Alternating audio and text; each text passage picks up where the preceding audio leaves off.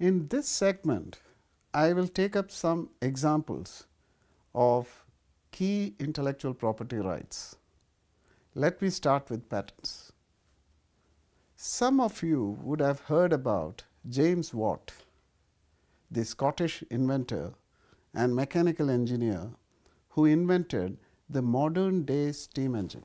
James Watt toiled for many years from 1764 to 1790, almost 26 years, to perfect his steam engine. He went through many phases of inventions. He earned a patent in 1769 for a new invented method of lessening the consumption of steam and fuel in fire engines. Now, this is a very long title, but it marks a fundamental invention. Subsequently, Watt further improved the patented product, but what is really important was that he succeeded in commercializing his invention through a very productive, unusual partnership with Bolton. He made enormous economic fortune for himself, but the real benefit of Watt's invention was the industrial revolution that it ushered in. It changed our lives forever. His patent of 1769 was a trigger that got him to perfect his invention and even commercialize it for the benefit of humankind. Let me now come over to creative content and expression, which is protected by an IPR which we would have heard about. It is called copyrights.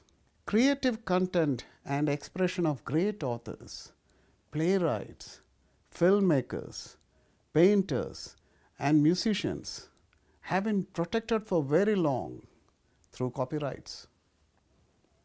Copyrights evolved into an international form of intellectual property rights in the 19th century.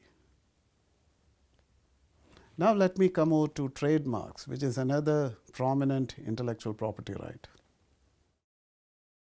Globally reputed corporates like Google, Apple, IBM, Coca-Cola, Tata Sons, Emirates Airlines owe their phenomenal reputation to their brands, which in turn are protected through trademarks.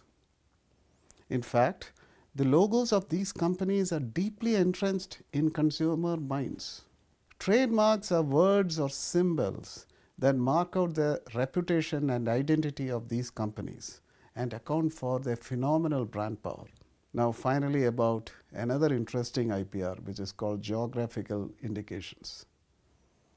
Most of you would have known about Darjeeling tea and champagne. These are protected by a form of IPR called geographical indications. Their reputation arises from the unique quality, which in turn can be traced to their origins from a very distinct geographical area. In the following weeks, we will be looking at these IPRs in far greater detail.